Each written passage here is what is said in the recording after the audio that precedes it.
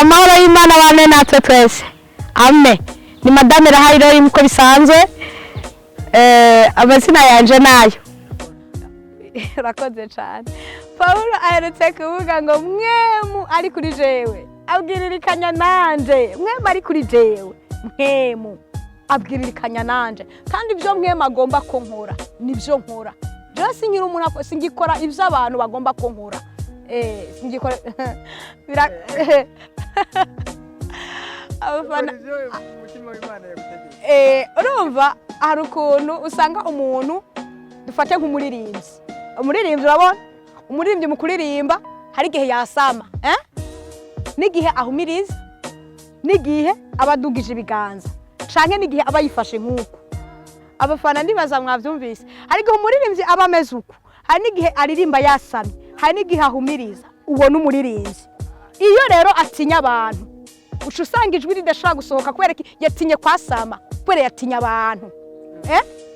Jewe rero nanje jewe sindeka kuvuga Yesu ngo ni kubera ndi umumama yubatse, oya, uwongoye yari umutware wanje, umwami wo mu rugo rwanje, taje se umwami w'ubwami bw'ijuru, umwami wanje wo mu rugo rwanje niwe yombujije, niwe notinye. None nawe kubera ko namaze kwakira Yesu,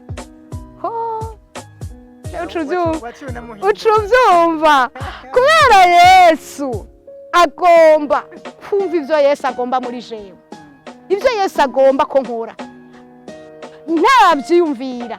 Mwemu yaraba yamaze kumukominika, mwemu yarabanza gukominika tout d'abord umugabo wanje ivyo ngiye gukora.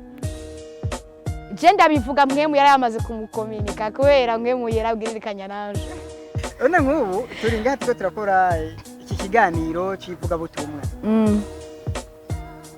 Yesu uvuze ko aba yakominitse umutwara wawe kugira ngo ntave akubera intambara. Ubu nyine kandi tuko turafatira ngaha nakantu kari mu kirahuri mu kirundi akabera umusarasi. Niyaza ukabona hava yimvira umuntu wanje yahindutse.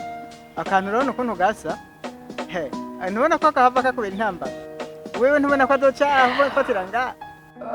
Urakoze cyane, ariko reka ndakubwire, urabona aka kantu kari ngaha mu kavera, ushobora kwibaza aha muri ve, ushobora kwibaza hari amostel, hari primus, hari vin, ushobora kwibaza byinshi cyane, sibyo? Sinzi nk'ubu abafana nabo ndazi bariko baribaza kiriya kintu madame Lahaîe-Roy yafise n'igiki, sibyo?